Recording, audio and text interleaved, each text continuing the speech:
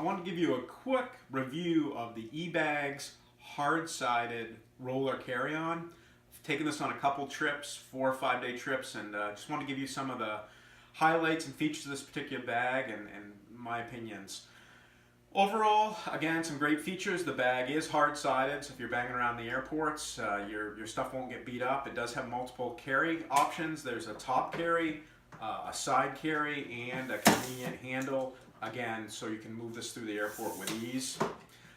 The bag does have a couple other neat features. It does have an integrated TSA lock, which is very convenient if you need to lock it up for any reason, if you do have to check it.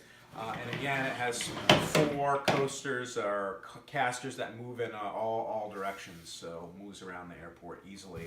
Looking inside the bag, there are 2 compartments. The one on my right here actually is kind of a large main compartment. You can pack bulkier items, and it has a divider, which is nice to keep the 2 compartments separate. In the left-hand compartment, there's a hard divider here that is removable, so if you do want to remove it and get a bigger space, you can. And then you can also pack on both sides of that, and then there's this tie down so you can secure your items after packing. Overall, I like the bag. Again, I've taken it on a couple trips. I think it's a good bag to have in the portfolio bags. One of the dislikes or disadvantages to this bag is it is an all-in-one solution. You know, I use the Patagonia MLC, which is a soft-sided bag by Patagonia, and that does have a nice laptop storage compartment in it.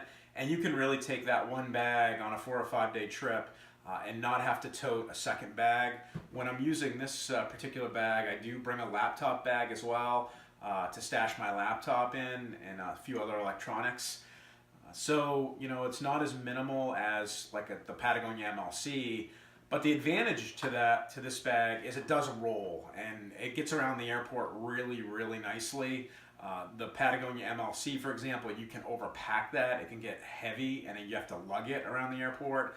So that can be a challenge for some, and it just gets old at times depending on how long you've been out. So again, great bag.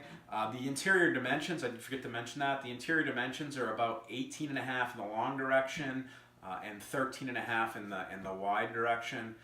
So again, it's not a huge bag, but it works great for those short trips. Highly recommend the bag if you like a bag that moves around the airport easily.